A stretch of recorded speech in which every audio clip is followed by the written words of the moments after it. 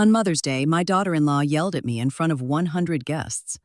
"Get out of here and go prepare lunch, you useless old woman." I simply obeyed. While I was serving myself, she threw my plate to the floor and forced me to clean it up. I had set aside $40,000 to give her as a gift. Instead, I handed her an envelope with a photo that made her faint. "I am glad to have you here.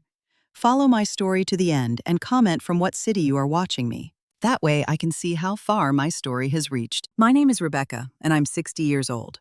I never thought that at this stage of my life, I'd be standing in the middle of my own kitchen, wiping food off the floor, while 100 guests watched me through the open dining room door. The plate had shattered against the tile with a sharp crack that cut through every conversation at the party. It had all started as a normal celebration. It was my son Daniel's 35th birthday, and like every year, Chloe had insisted on throwing a massive bash. Naturally, I was the one cooking, the one cleaning, the one setting everything up, while she floated around like the perfect hostess, soaking up compliments for a spotless house and a delicious meal she hadn't even touched. I'd been up since 5 that morning, getting a head start on the prep work. The roasted turkey, the side dishes, the homemade desserts, I knew Daniel had loved since he was a little boy. My arthritic hands ached after 3 solid hours of peeling potatoes and chopping vegetables, but I didn't care. It was for my son, for the family. Chloe finally drifted into the kitchen around noon, flawlessly dressed in a white suit that probably cost more than my monthly pension. She looked at me slaving over the stove and twisted her mouth into that familiar look of sheer disgust. "Rebecca, I hope you didn't put too much salt on the meat like last time," she said, not even bothering to say good morning. My friends are very accustomed to fine dining. I swallowed hard and nodded. I had been living with them for 5 years, ever since I was widowed, and I had learned the hard way that talking back only made things worse. Daniel worked so much, he rarely caught these little interactions between Chloe and me. To him, his wife was an absolute angel who had generously agreed to let his aging mother live under their roof. The guests started showing up at 2 in the afternoon. I stayed hidden in the kitchen plating the food, while Chloe greeted everyone in the living room. I could hear her crystalline laugh, her charming little comments, the way everyone praised her for her wonderful hospitality. "Daniel is so lucky to have you. I heard Mrs. Henderson, our neighbor, tell her, not every wife would go to such trouble to throw such an elegant party." Chloe absorbed the compliments with fake modesty, knowing perfectly well that I was back there sweating over a hot stove, while she shined under the spotlight. When it was finally time to eat, Chloe walked into the kitchen, wearing that cold smile she reserved exclusively for me. "Rebecca, I want you to serve dinner," she said. But there was something different in her tone, something harder, crueler. "And please wear the apron. We don't want the guests thinking you're just another invitee." My cheeks burned with shame. The apron was one thing, but the way she said it, as if I were the hired help instead of the owner of the house where I had raised my son, cut me like a knife. I served plate after plate, carrying heavy trays that made my back scream in protest. The guests ate and chatted happily while I went back and forth between the kitchen and the dining room. Some offered a polite smile. Others looked right through me like I was part of the furniture. When I finally got the chance to sit down with my own plate of food, Chloe sneaked up right behind me. She had been drinking wine all afternoon, and her voice had that dangerous edge that always surfaced when she'd had one too many. "What exactly do you think you're doing?" she asked loudly, loud enough to make several guests turn their heads. "I'm just eating," I mumbled, completely caught off guard. "Eating here with the guests?" Her voice went up another notch. "Rebecca, please, you know perfectly well your place is in the kitchen." The silence that followed was deafening. I could feel the eyes of every single person at that table burning into me. My heart started hammering so violently, I thought everyone could hear it. "Chloe." I just started, but she cut me off. "Get up," she snapped. "Get back to the kitchen where you belong, you useless old woman." The words hit me like a physical slap across the face. Useless old woman. In front of 100 people I had known for years, people from my church, neighbors, Daniel's friends. They were all staring at me with a mix of shock and pity that made me want to vanish from the face of the earth. I stood up slowly, my legs shaking. I didn't say a word because I couldn't. My throat was sealed shut. My eyes burned with tears I absolutely refused to shed in front of them. But Chloe wasn't finished. As I walked past her, carrying my plate, She stuck her foot out. It wasn't an accident. It was deliberate, calculated, and vicious.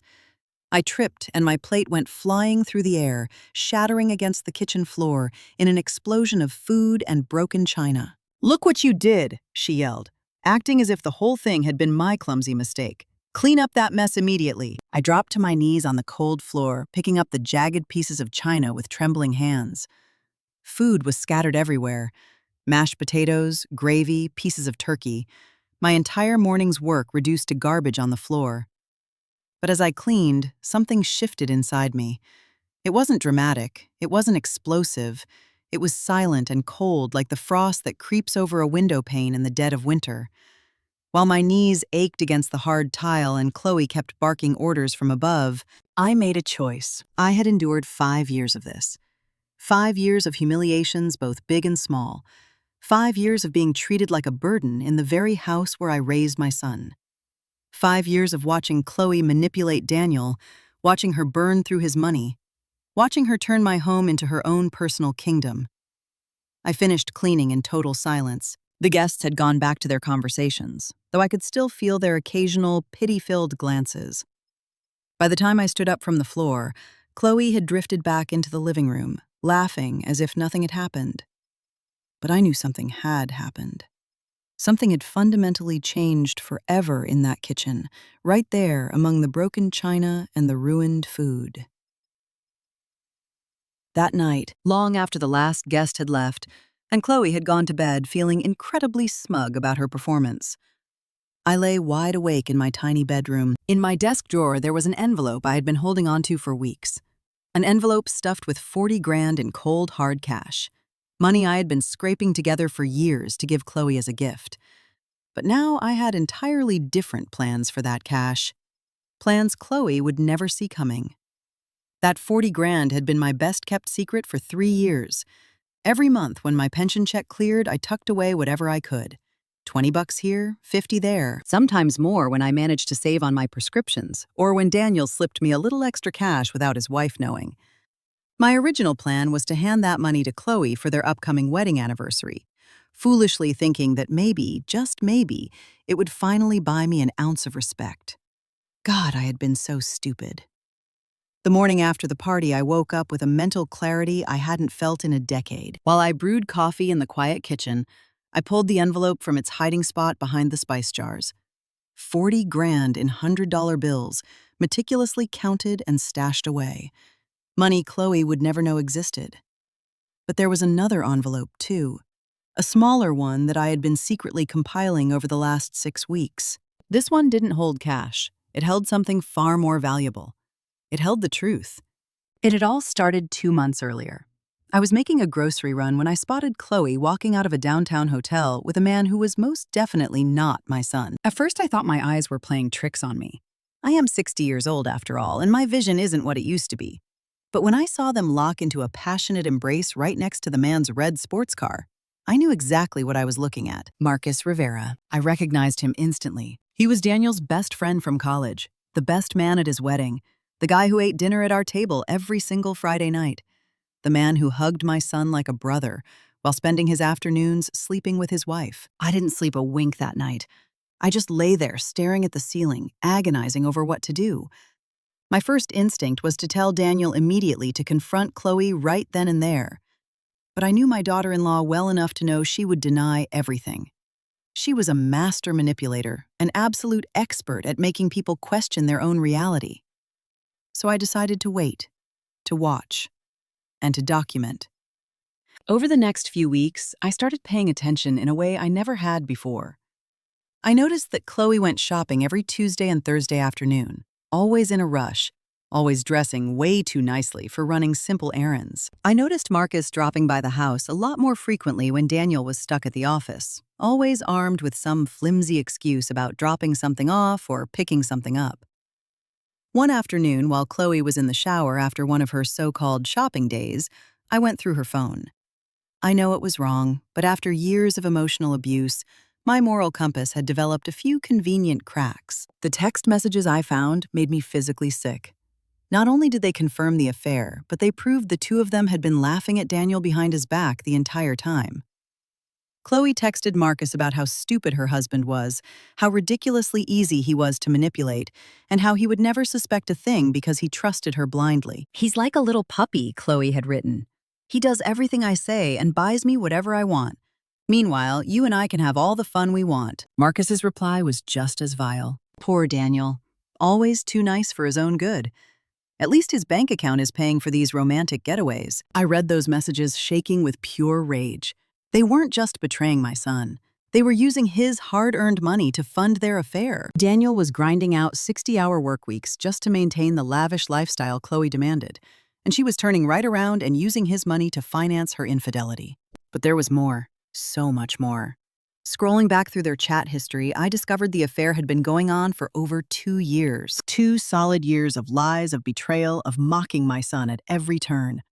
And the absolute worst part was that they were actively planning to divorce him as soon as Chloe could secure a massive payout in the settlement. "I just need a couple more years," Chloe had typed. "When I file for divorce, I'm taking half of everything. The house, the savings, the investments.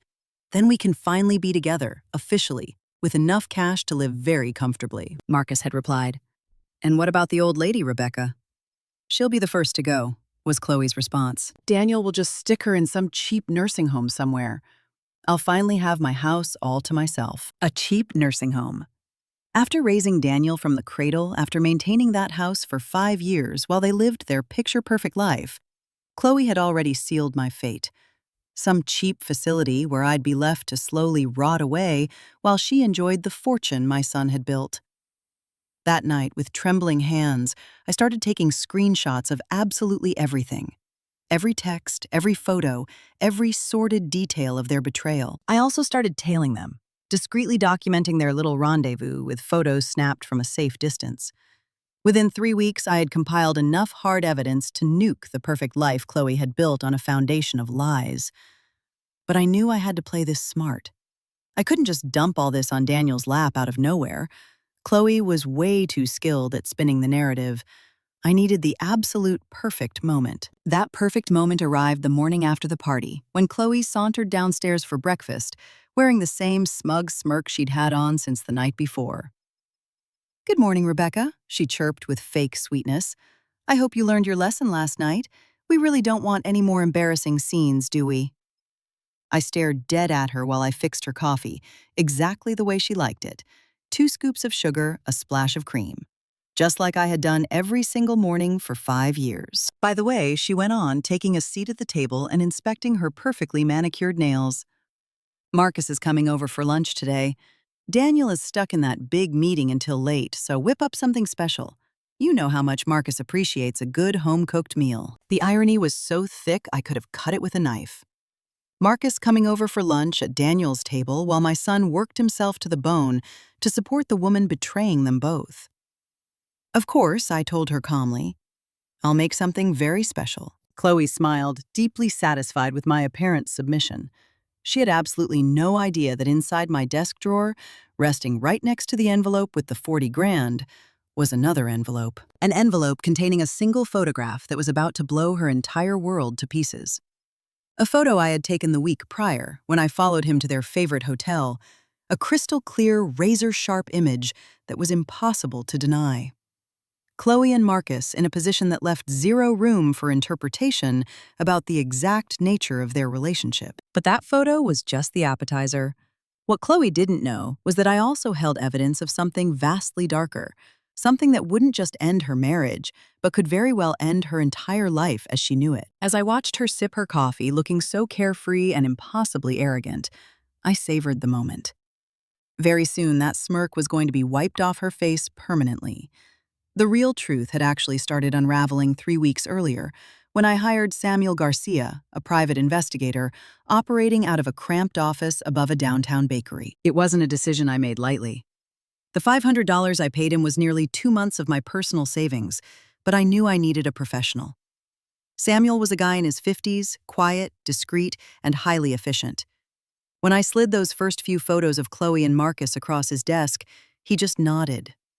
It was the look of a man who had seen this exact script play out 1,000 times before. "Mrs. Harris," he had told me, "I understand what you're dealing with, but you need to know this goes much deeper than you think. I didn't fully grasp what he meant until he called me back a week later with a file that shattered everything I thought I knew about my daughter-in-law. My daughter-in-law's real name wasn't Chloe Miller, the name she gave us when she married Daniel. Her real name was Carmen Valdez, and she had a past she had meticulously buried for the entire 7 years of their marriage. Your daughter-in-law was arrested in Nevada 10 years ago for marriage fraud. Samuel explained, sliding official court dockets across the desk. She married 3 different men over a 2-year span, drained their bank accounts dry, and vanished into thin air. My hands shook as I read through the police reports. There were mugshots of Chloe. She was younger, sure, but it was unmistakably her, listed alongside her aliases: Carmen Valdez, Sofia Martinez, Isabella Rodriguez. Each identity had been carefully crafted to trap lonely, successful men. "How is this even possible?" I whispered. "Daniel ran a background check before they got married. He's incredibly careful about this stuff." Samuel offered a grim smile. "Your daughter-in-law is a pro, ma'am. The documents your son looked at were high-grade forgeries. Birth certificates, college degrees, employment, references, all of it manufactured by an underground network that specializes in creating clean slates for professional grifters." The file held so much more. Chloe was actually still legally married to a guy named Robert Sanchez in Las Vegas on the exact day she walked down the aisle with Daniel. Technically speaking, her marriage to my son was completely void. But there was a twist that was infinitely worse. "There's more," Samuel continued, his voice dropping to a low hush. "Your daughter-in-law didn't run those Nevada jobs alone. Her primary accomplice was a man named Marcus Rivera." The entire world stopped spinning. Marcus, Daniel's best friend, the best man at his wedding, the guy who had been breaking bread at our table for 7 years while quietly engineering my son's destruction from the inside out. "Marcus and Carmen worked as a tag team, bleeding 3 different marks dry," Samuel explained. The playbook never changed. She would marry the target, he would slide in as the trusted best friend. Then together they'd empty the accounts and ghost. "Why didn't they run after they hooked Daniel?" I asked, though deep down I already knew the sickening answer. "Because Daniel turned out to be the golden goose," Samuel replied. "Your son built a massive net worth over these past few years. Instead of grabbing a lump sum and bailing, they decided to stick around and milk the cow for as long as humanly possible." He pulled out more paperwork. Bank statements tracking steady, scheduled transfers from Daniel's accounts into offshore shells controlled by Chloe and Marcus. For 7 solid years, they had been systematically siphoning off amounts just small enough to fly under Daniel's radar. 500 here, $1,000 there. All told, Samuel said we estimate they've embezzled roughly $250,000 over the course of the marriage. $250,000, $250,000. The money Daniel had bled for, the money he thought was securing his family's future, had been flowing straight into the pockets of the 2 predators sleeping under his roof. But the darkest secret was still waiting in the wings. "There is one more thing, Mrs. Harris," Samuel said, hesitating for the very first time, something I flagged while digging into Carmen's history. He handed me a separate manila folder. Inside were yellowed newspaper clippings from 12 years ago, out of a small town in Arizona. The headline made the blood freeze in my veins. "Young woman vanishes after confronting con artists." The victim was Elena Vasquez, a 26-year-old schoolteacher who had figured out her fiancé and her best friend were running a scam on her. Elena had threatened to go to the cops. 3 days later, she disappeared. Her body was never found. "Are you suggesting that Chloe—" I couldn't even force the words out. "I'm not suggesting anything," Samuel said with extreme caution. But Carmen Valdez and Marcus Rivera were operating in Arizona right around that time under different aliases, and Elena Vasquez had uncovered their grift the exact same way you just did. I felt the oxygen get sucked right out of my lungs. Chloe wasn't just a seasoned con artist. She was potentially something far, far deadlier. And I was living under the same roof with her, holding all her dirty secrets. "What do you recommend I do?" I asked, my voice barely a rasp. Samuel slowly closed the folder. "Be very, very careful, Mrs. Harris. People like Carmen do not hesitate to do whatever it takes to protect their freedom if they suspect you're onto them." He didn't need to finish that thought. I understood the stakes perfectly. That night, I walked back into the house with the dossier buried at the bottom of my grocery bags. Chloe was sprawled on the living room sofa, giggling at some romantic comedy on the TV. She looked so impossibly normal, so innocent. But now, looking at her, all I saw was the cold-blooded predator lurking underneath. "How was your day, Rebecca?" she asked, without even glancing my way. "I hope you didn't blow too much cash at the grocery store. You know how stressed Daniel gets about the budget." The sheer audacity of it made me want to vomit. Chloe, a woman who had casually stolen $250,000, lecturing me about the price of groceries. "It was fine," I replied, keeping my voice dead level. "Nothing special." But as I climbed the stairs to my room, I knew the game had permanently changed. Sitting on my desk right beside the envelope stuffed with 40 grand and the glossy photo of Chloe and Marcus, I now possessed the nuclear codes. The absolute undeniable proof of exactly who Carmen Valdez really was.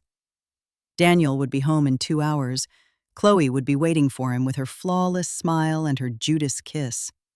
Marcus would waltz in for dinner on Friday, playing the role of the fiercely loyal best friend. But this time, things were going to be different. This time, I had the power to expose the two parasites who had been feeding off my family for the better part of a decade. I just had to bide my time for the perfect strike. And that moment arrived a hell of a lot sooner than I anticipated. The very next day, Chloe proudly announced she was throwing a special dinner party to celebrate Daniel's massive promotion at the firm. An intimate gathering, she called it, just close family and a few special friends. "I'll invite Marcus, obviously," she mentioned casually, "and maybe a few of the girls from the country club. It's going to be an absolutely perfect night." As I stood there listening to her direct her next grand performance, I genuinely smiled for the first time in weeks. Chloe was right about one thing. It was going to be a perfect night, just not exactly the way she had in mind. The envelope with the cheating photo was still sitting in my drawer, but I now realized that a simple snapshot of an affair was child's play. I had my hands on something thermonuclear. And when the curtain finally went up, I was going to drop every last piece of it right on her head. The VIP dinner was locked in for Saturday night. Chloe spent the entire week obsessing over every microscopic detail with the manic energy of a 5-star general preparing for war. She invited exactly 12 people. Marcus, naturally, a few of her tennis club friends, 2 couples from the neighborhood, and the senior partners from Daniel's firm. People she deemed absolutely critical to his upward mobility. As usual, I was completely invisible in her grand design, serving only as the unpaid catering staff. For 3 grueling days, she had me prepping hors d'oeuvres, taste testing complex recipes, and making sure the house was utterly flawless for her shining moment. "Rebecca, I need tonight to be absolutely impeccable," she ordered on Friday morning, scanning her guest list for the 10th time. Daniel deserves to have his success celebrated properly. Daniel's success. The hypocrisy felt like a physical weight on my chest. My son had been pulling 16-hour shifts for months to lock down that promotion. He had sacrificed time with his friends, his hobbies, even with me. And it was all to fund the lavish lifestyle Chloe demanded, completely oblivious to the fact that she had been bleeding his accounts dry for 7 straight years. That afternoon, while Chloe was out getting her weekly spa treatment, which I now knew was code for her hotel meetups with Marcus, I picked up the phone and called Samuel Garcia. "Are you absolutely sure you want to pull the trigger tonight?" he asked. "Once you open this Pandora's box, there is no closing it." "I'm sure," I replied, honestly surprised by the steel in my own voice. "My son deserves the truth." "All right then. I overnighted the final batch of documents you requested. They should be hitting your doorstep this afternoon. And Mrs. Harris, watch your back. Carmen is highly unpredictable when she's backed into a corner." The courier package arrived right at 4 o'clock. Inside were the certified copies of everything. The Nevada police reports, the marriage certificates proving Chloe was still legally bound to Robert Sanchez, the wire transfer logs, even the cold case files on Elena Vasquez. There was also a little bonus I hadn't expected. Brand new surveillance photos of Chloe and Marcus, snapped that very afternoon outside the downtown hotel. Samuel had followed my instructions to grab fresh, time-stamped evidence, something they couldn't possibly spin or explain away. As I laid the documents out in chronological order, a bizarre sense of zen washed over me. After years of feeling utterly powerless, I finally held the cards. The truth was my weapon, and the blade was razor sharp. The guests started rolling in at 7. Chloe looked stunning in a deep blue cocktail dress that easily cost more than my rent. She greeted every arrival with dramatic hugs and that musical bubbly laugh she deployed whenever she needed to impress a crowd. Daniel walked through the door just in time, still wearing his tailored suit. He looked exhausted to his core, but he forced a bright smile, genuinely touched by the effort Chloe had put into celebrating his big win. My heart shattered when I saw the raw gratitude in his eyes as he kissed her cheek. "Thank you for putting all this together, babe," he told her. "I know how much work this took." "Anything for you, my love," Chloe purred back in that sickly sweet voice she had weaponized over years of practice. Marcus, predictably, was the last to arrive.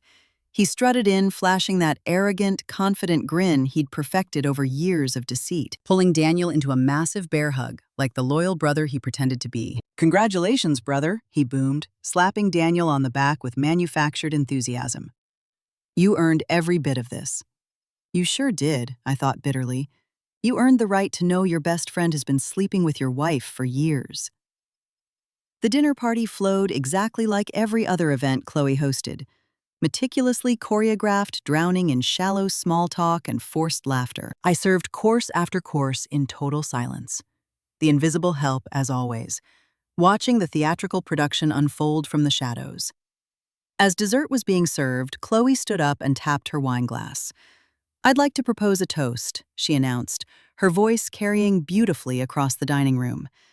"To my incredible husband, Daniel, who grinds so hard to give us this beautiful life, and to our dearest friends, especially Marcus, who has been nothing short of a brother to us all these years."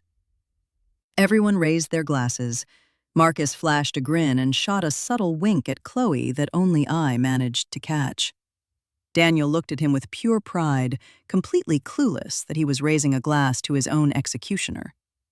And of course, Chloe continued, her eyes finding mine through the kitchen doorway. "To family. To those who truly understand their place and their role in our lives." That was the spark that lit the powder keg. Their place and their role. She said it like I was a stray dog she had graciously allowed into her kennel, not the mother who had raised the man financing her entire existence. I slowly untied my apron and stepped right out into the dining room. Every head turned in shock. I never, ever interrupted Chloe's dinner parties. "Chloe?" I said, my voice eerily calm but crystal clear. "I think there's something you need to look at." Her perfect smile flickered for a fraction of a second. "Rebecca, we're in the middle of a toast. Whatever it is, it can wait." I didn't answer. I just pulled the thick manila envelope from my apron pocket. This really can't wait. The silence in that dining room became suffocating. Daniel stared at me, totally bewildered, while Marcus had suddenly lost all the color in his face. "What is that?" Chloe demanded, but the slight tremor in her voice told me she already knew the script had flipped. "It's a gift," I said, holding the envelope out to her. "A lot like the one I was originally going to give you. $40,000 I scraped together over the years, stupidly thinking it might finally buy me an ounce of your respect." Chloe blinked, entirely thrown off balance by the sudden shift in my demeanor. But after Daniel's birthday party last week, I continued, my voice steady. "I decided you deserved something a little different, something a bit more fitting." With trembling fingers, Chloe took the envelope. The room was so dead quiet you could hear the heavy paper tearing as she ripped it open. The very first thing she pulled out was the photograph. The razor-sharp, brutally clear image of her and Marcus tangled up together outside the downtown hotel. Taken just hours ago. The last drop of blood drained from her face. Her knees buckled slightly, and for a split second, I honestly thought she was going to hit the floor. What is this?" she whispered, even though we both knew exactly what she was holding. "Keep looking," I told her smoothly. "There's plenty more." With shaking hands, Chloe pulled out the next document. A certified copy of the marriage license between Carmen Valdez and Robert Sanchez. Stamped and dated 2 full years before she ever walked down the aisle with Daniel. Marcus had practically shot out of his chair, his face contorted in absolute panic. Daniel was looking back and forth between the glossy photo and his wife, his brain desperately trying to process the nightmare unfolding in front of him. Chloe. Daniel choked out his voice, barely a rasp. What the hell is this? But Chloe couldn't speak. She was paralyzed, staring dead-eyed at the third document in the stack. The active police warrant out of Nevada.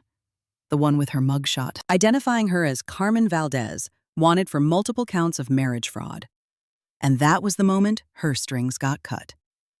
It wasn't some graceful, cinematic fainting spell. It was a total, devastating, full-body collapse. She folded in on herself like she'd taken a bullet to the gut and crashed hard onto her knees on the hardwood floor. The guests physically recoiled, a few of the women letting out sharp gasps. Marcus lunged forward to grab her, but he froze when Daniel shot him a look I had never, ever seen on my son's face. "Don't you dare touch her," Daniel snarled, his voice dropping to a terrifying guttural register. "Step the hell away from my wife." "Daniel, man, just let me explain," Marcus stammered, holding his hands up. "Explain what?" Daniel roared, picking up the cheating photo with shaking hands. "Explain why my best friend is screwing my wife. Explain why my wife apparently has a completely different name and another husband." Chloe was openly sobbing on the floor now, but they weren't tears of guilt.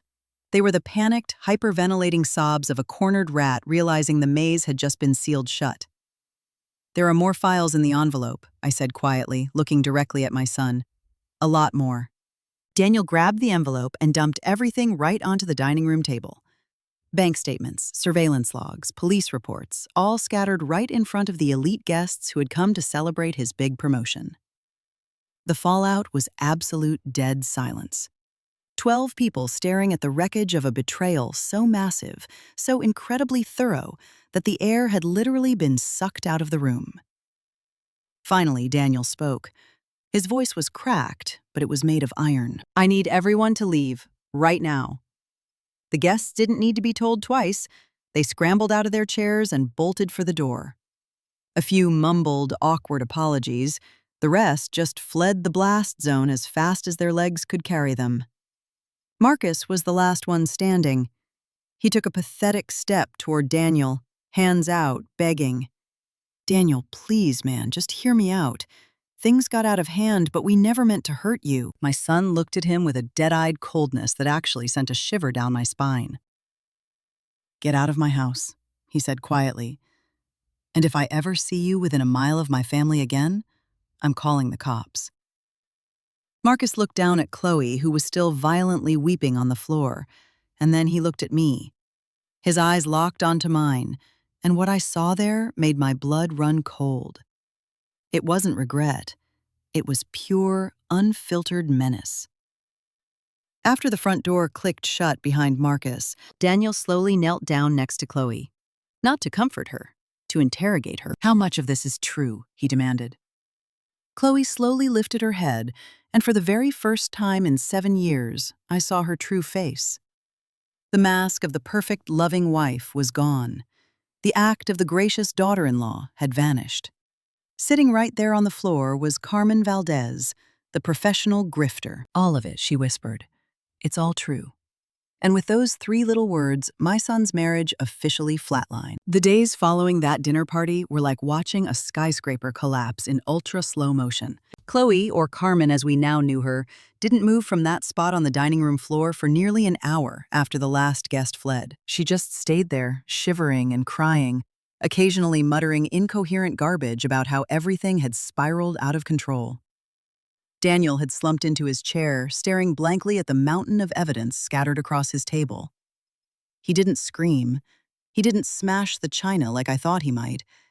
Instead, he fell into this terrifying, hollow quiet that scared me worse than any rage ever could. "Mom," he finally said, his voice barely a whisper in the massive room. "How long have you known about this?" The question twisted like a knife in my gut. 6 weeks, I admitted softly. "I started putting the pieces together 2 months ago, but I didn't have the hard proof until 6 weeks ago." He nodded slowly, like his brain was struggling to process the timeline. Why didn't you tell me the second you knew? Because I knew she would find a way to gaslight you into thinking I was crazy, I told him honestly, and because I needed the bulletproof evidence. That night, Daniel stayed up until 4 in the morning, reading every single page of that dossier, verifying every sick detail of his own ruin. Carmen had dragged herself up to the master bedroom and locked the door. I could hear her muffled crying through the drywall, but it didn't sound like a woman broken by guilt. It sounded like a woman drowning in self-pity. First thing the next morning, Daniel hired a shark. Margaret Thompson was a ruthless woman in her 60s who specialized in high-asset divorces and marital fraud. When Daniel dropped Samuel's explosive dossier onto her desk, her eyes lit up with the terrifying thrill of a predator spotting a wounded gazelle. "This is a slam dunk," she told Daniel during their initial consult. "The marriage is completely void due to bigamy. She has absolutely zero claim to any marital assets. Hell, we can slap her with a civil suit to claw back the $250,000 she embezzled." But Daniel was always too decent for his own good, even after staring down the barrel of her betrayal. "I just want her gone," he told me that night over a stiff drink. "I want her completely erased from our lives." Carmen stayed barricaded in that bedroom for 3 straight days before she finally slinked downstairs. She looked like absolute hell. Her eyes were swollen shut, her hair was a rat's nest, and she was still wearing the same clothes from the dinner party. But when she saw me standing in the kitchen, something behind her eyes shifted. The pathetic desperation vanished, replaced by something rabid. "This is all your fault," she hissed, her voice shredded from crying. "You ruined my entire life." I slowly turned around, planting my feet. "I didn't ruin a damn thing, Carmen. You built your entire life on a foundation of lies, and lies always cave in. Eventually." Her face twisted into a mask of pure, unhinged fury. "My name is Chloe. I am Chloe Miller Harris. I have been a part of this family for 7 years." "Your name is Carmen Valdez," I fired back, my voice dead calm. "And you were never part of this family. You were a parasite feeding off it." That's when she snapped. She lunged straight at me, nails out, screaming absolute obscenities. For a split second, I honestly thought she was going to kill me. But Daniel materialized in the kitchen doorway, grabbing her by the arms and physically hauling her off me. "Let me go!" Carmen shrieked, kicking wildly. "This old witch ruined everything I worked so hard for." "What you worked for," Daniel growled, his voice dropping to absolute zero, "was to steal my life." That was the very first time I saw my son truly, deeply enraged.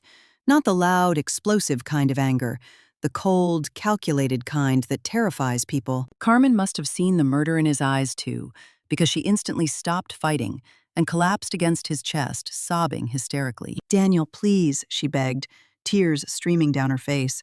"I know I messed up, but I love you. I truly love you. We can fix this." Daniel shoved her away like she was carrying the plague. "You don't even know what love is, Carmen. You only know how to weaponize it." The next few days were an absolute legal blitzkrieg.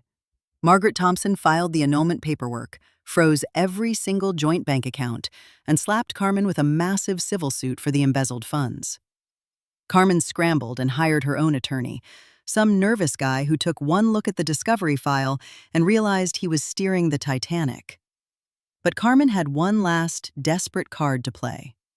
Exactly 1 week after she tried to claw my eyes out in the kitchen, the cops showed up at the front door. 2 stone-faced officers asked to step inside to discuss some serious allegations. Carmen had marched into a precinct and filed a police report, claiming I had been stalking her, threatening her life, and forging digital evidence to frame her.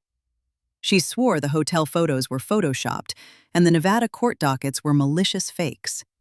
"She's just a bitter old woman who never accepted me," she had told the cops. According to Detective Johnson, she was claiming I fabricated the whole thing out of twisted jealousy over her bond with my son.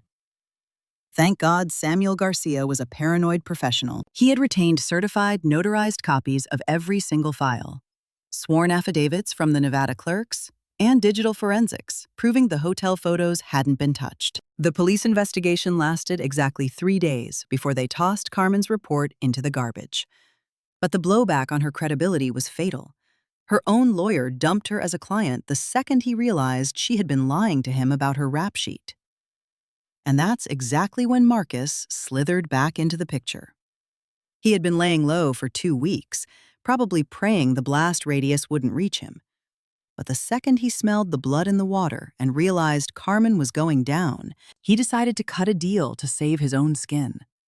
He marched right into Margaret Thompson's office, flanked by his own high-priced lawyer, and offered to flip on Carmen in exchange for total civil immunity.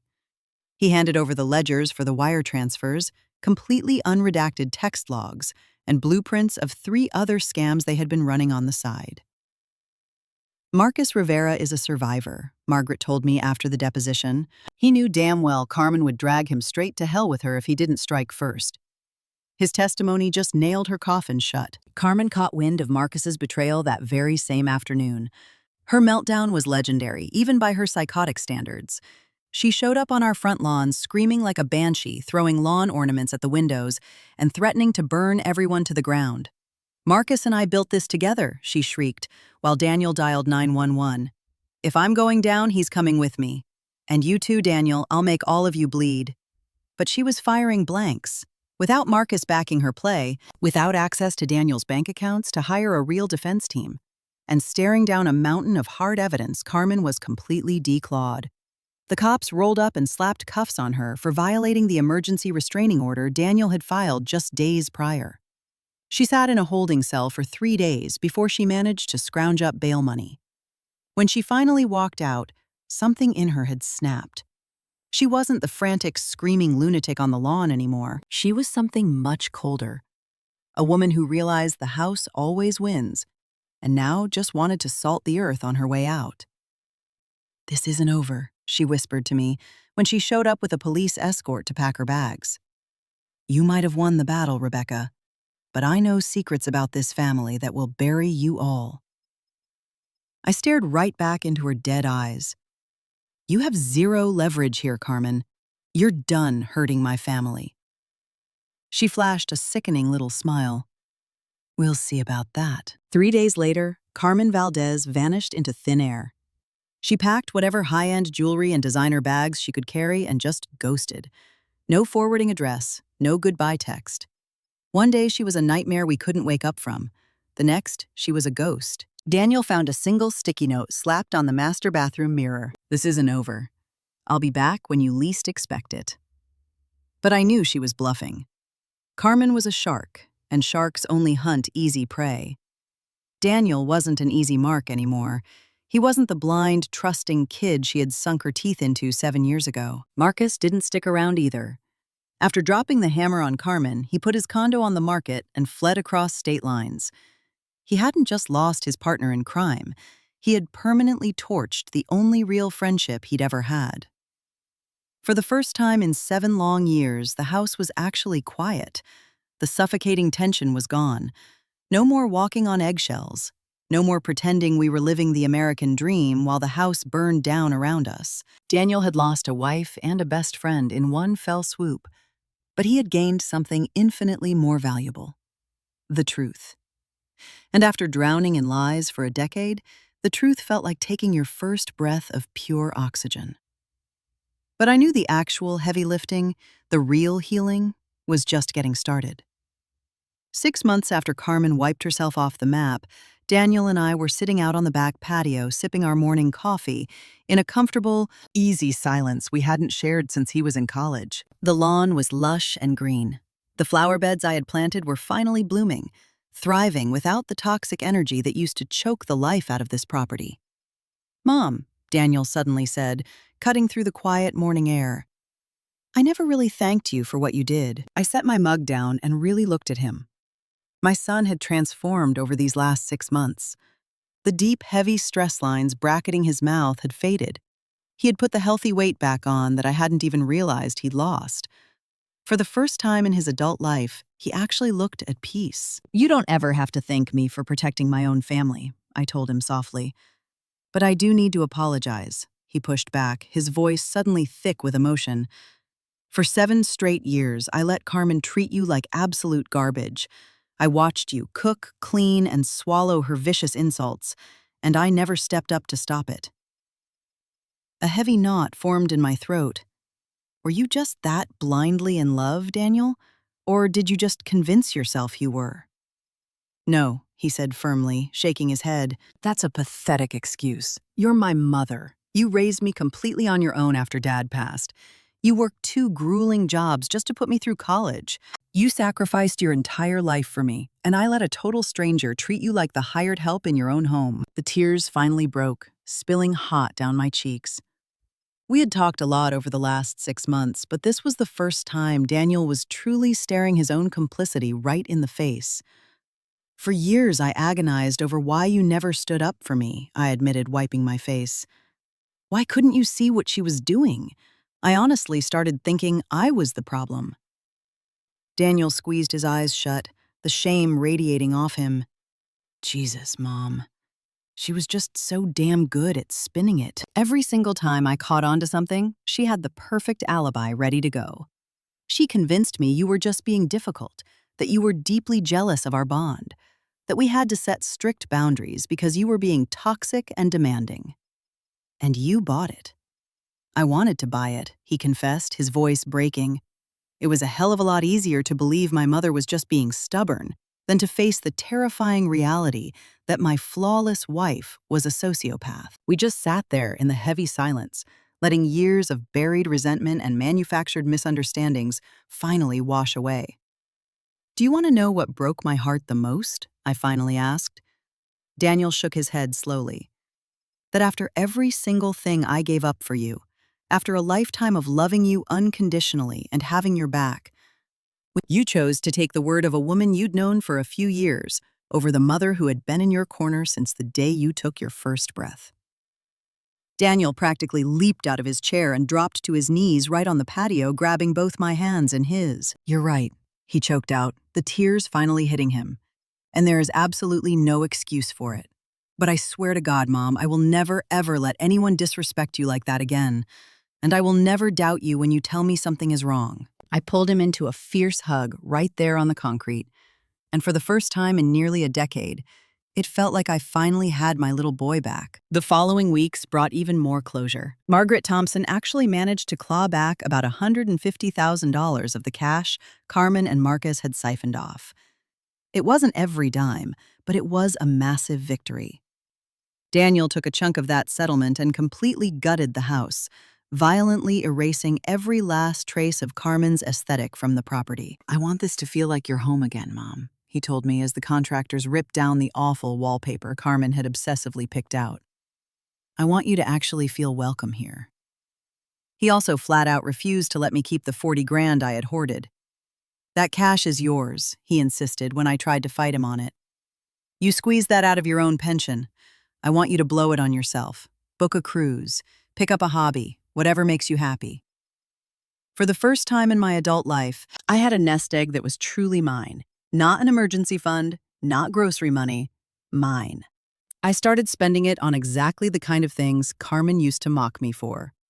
I bought entirely new bedroom furniture, stacked my shelves with hardcovers, and even signed up for oil painting classes at the local rec center. But the most stunning transformation was Daniel himself. Without the constant, suffocating weight of Carmen's psychological warfare, my son started remembering who he actually was. He started grilling out on the weekends again, a passion he'd buried because Carmen hated the smell of smoke. He dusted off his old camera gear. He even started grabbing beers with the old college buddies Carmen had systematically isolated him from. I feel like I'm waking up from a 10-year coma, he laughed one night over dinner. A nightmare where I was playing a character I didn't even recognize. But the ultimate test of our new reality came when Daniel tentatively started dating again. Sarah was a 42-year-old ER nurse, divorced, raising 2 teenage boys. She was the absolute polar opposite of Carmen in every conceivable way. She wore scrubs instead of Prada. She shot from the hip instead of playing mind games. And she was genuinely deeply kind instead of weaponizing her charm. The first time Daniel asked me what I thought of her, my heart skipped a beat. For 7 years, I had been conditioned to swallow my opinions, smile politely and nod, regardless of what my gut was screaming. I need your absolute, unfiltered opinion, Mom, he told me, dead serious. If your radar is pinging on Sarah, I need to know right now. I am never ignoring your instincts again. I love her, I told him, and I meant it, down to my bones. She's real. She's not putting on a show to lock you down. And most importantly, she treats you with actual grounded respect. Not that manufactured worship Carmen used to keep you on a leash. Daniel grinned a real, full-faced smile. That's exactly what I thought. Sarah started coming over for Sunday dinners, usually dragging her two ravenous teenagers along. It was absolute chaos, and it was beautiful. Having loud, messy kids running around the house breathed life back into hallways that had felt like a mausoleum for years.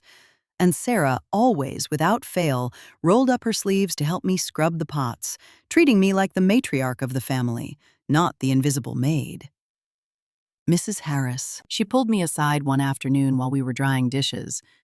Daniel told me the whole story about his ex. I just need you to know that I fiercely respect your place in this family. This is your house. You are the foundation. I'm just lucky to be invited. I felt the hot sting of tears in my eyes. Please call me Rebecca, I told her, bumping her shoulder, and you're not a guest. If you make my son this happy, you are family. A full year after Carmen vanished into the wind, the universe finally delivered the punchline. She popped up on the evening news, busted down in Florida, operating under yet another alias. This time, she was facing federal charges for trying to drain the retirement accounts of an 80-year-old widower. She had dusted off her old playbook, but she'd picked the absolute wrong mark. The old man turned out to be a retired homicide detective who sniffed out her grift on day one. "Do you feel anything for her?" Daniel asked as we watched her perp walk across the TV screen. I genuinely had to think about it for a second. Pity, I finally admitted. I pity a woman who is so fundamentally broken, she never figured out that real love is worth infinitely more than anything you could ever steal. Daniel nodded slowly. Yeah, pity, and a hell of a lot of relief that she's locked up 1,000 miles away. Marcus didn't dodge the bullet either. He got scooped up by federal marshals in Nevada on RICO charges tied to their old grifts. Turns out his little immunity deal with Margaret only covered the civil damages in our state. It didn't shield him from the massive felony fraud trail he'd left out west. Last I heard, he was sitting in a federal penitentiary, settling in for a 5-year stretch. 2 years after the dust finally settled, Daniel and Sarah got engaged. But this time, Daniel sat me down and formally asked for my blessing before he ever bought the ring. "Are you 100% sure she's the one?" I asked him.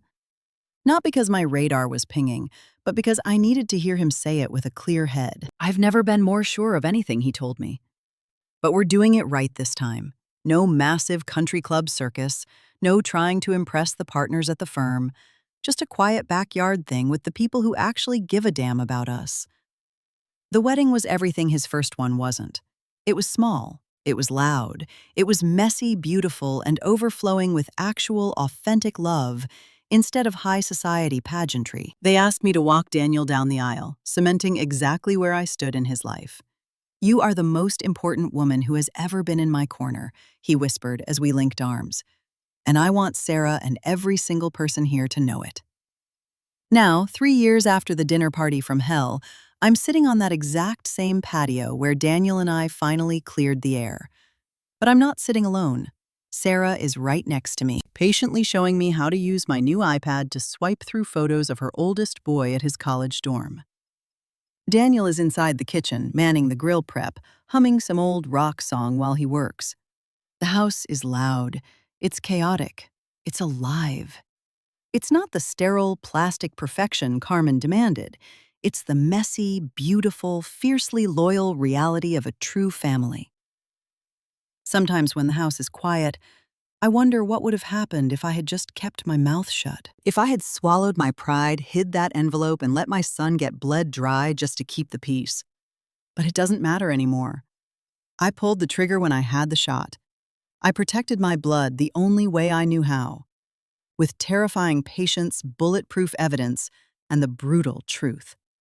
And now, for the first time in a very long time, we are exactly where we belong.